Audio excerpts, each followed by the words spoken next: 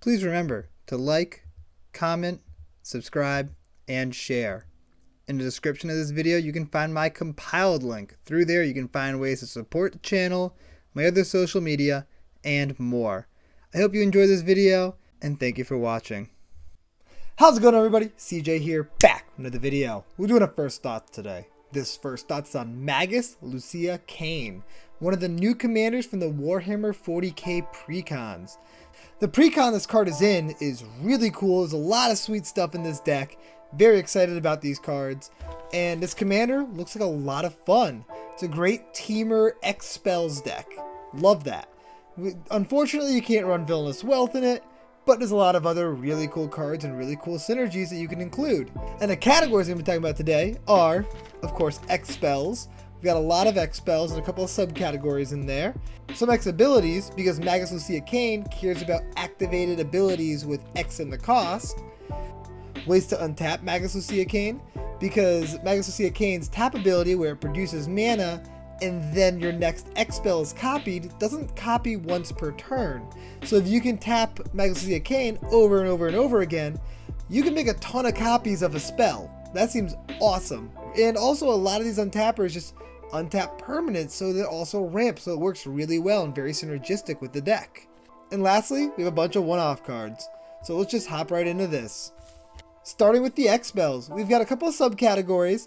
First category I'm talking about is just kind of generically good X spells. Then we have damage-based X spells, draw-based X spells, and Hydras.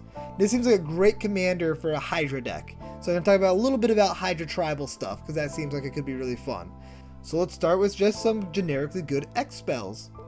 We have cards like Altered Ego, Animus Awakening, great ramp card here.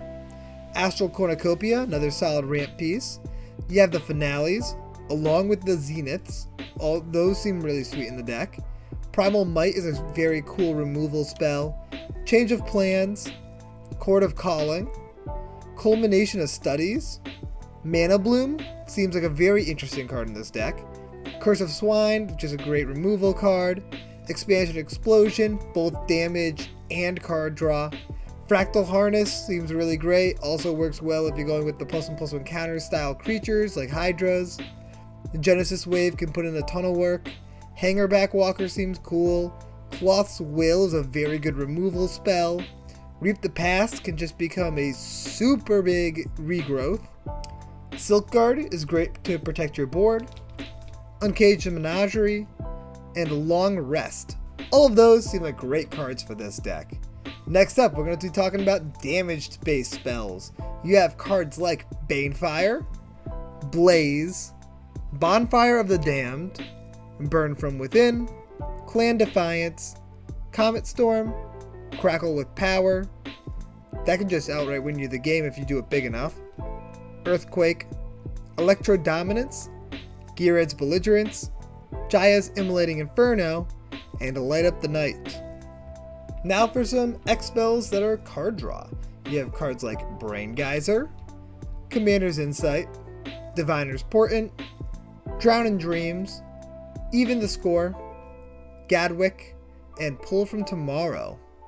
And lastly, in the X spells section, we're going to talk about Hydras, because Hydras seem like a great tribe for this commander.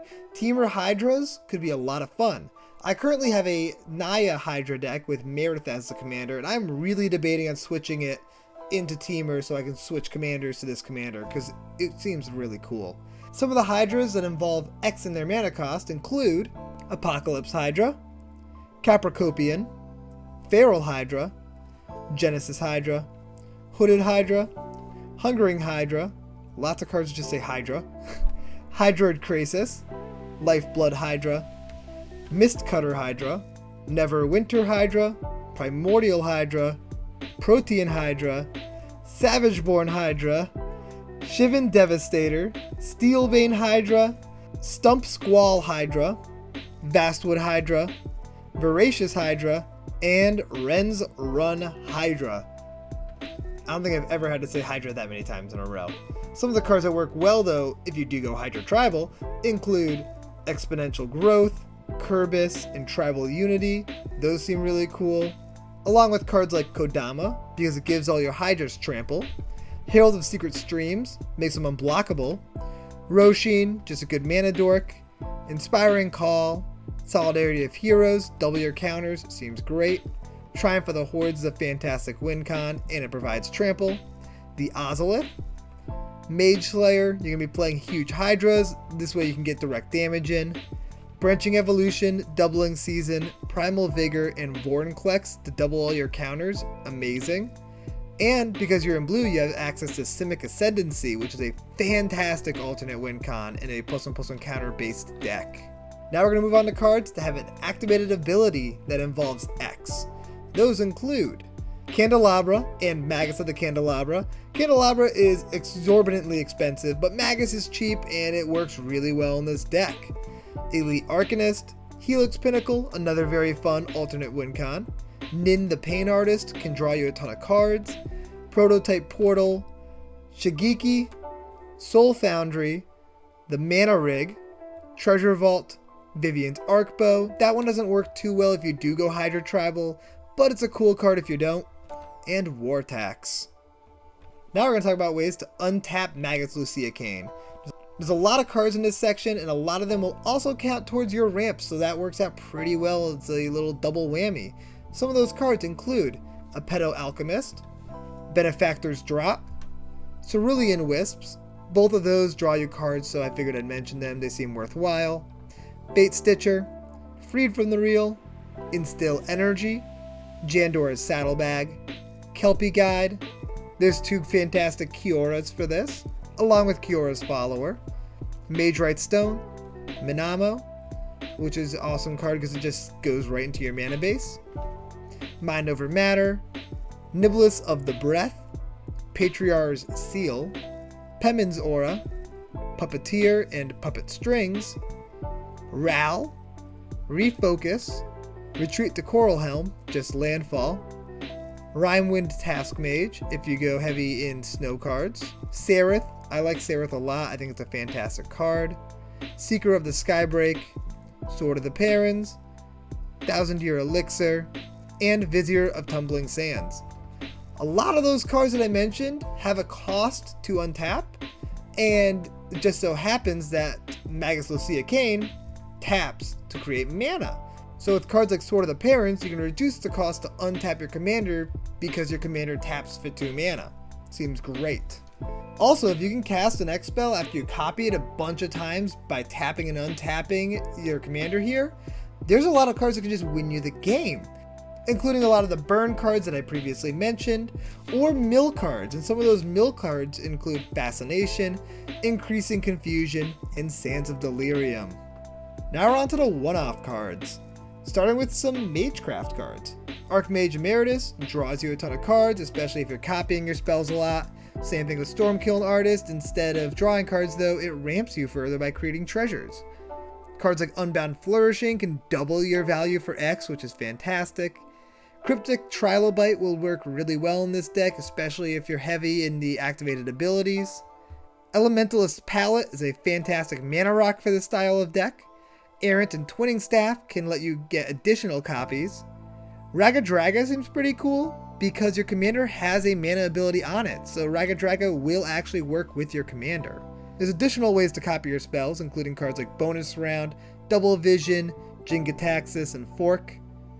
Having extra copies of Magus Lucea Kane seems fantastic, so both the Sakashimas, Spark Double, Irenicus's Vile Duplication, and Helm of the Host seem like very powerful includes. And when you're playing big X spells, you're going to want a lot of mana, so mana doublers like Mana Reflection, Nyx Bloom Ancient, Doubling Cube, and Heartbeat of Spring can put in a ton of work. And the very last thing I want to talk about are a couple of combos, because there's actually ways to just go infinite using this commander. It's very good at copying spells, so if you copy a spell like Finale of Devastation that lets you tutor out 2 creatures because you have 2 copies of it, you can tutor out both Kiki Jiki and Pestermite and just win the game that way. That seems very powerful. You can also combo with Isochron Scepter and Dramatic Reversal. These work really well together because you can tap Magus Lucea Kane for 2 mana, tap Isochron Scepter to activate it, and Isochron Scepter will untap Magus Lucea Kane and itself, so you can just do that over and over and over again. making it so you have infinite instances of copying your next X spell or X ability. So you can just win the game by casting any X spell an infinite number of times. And that just seems like a really fun way to win the game. This is a great Isochron Scepter commander. Magus Lucea Kane has a lot to offer, and it seems like a very fun commander. There's a lot of cool cards from the pre-con that it comes in that seem fantastic for the deck as well. So if you plan on building her, I highly recommend you just get the whole pre-con, because it just seems worthwhile. There's a lot of good cards in it. I am very heavily debating building this deck, and I think I might take apart my current Hydra deck to do so. It just seems so much cooler. I like Temur a lot, and this seems like a fun commander. I hope you guys enjoyed this video, and I will see you next time. Peace out, everybody.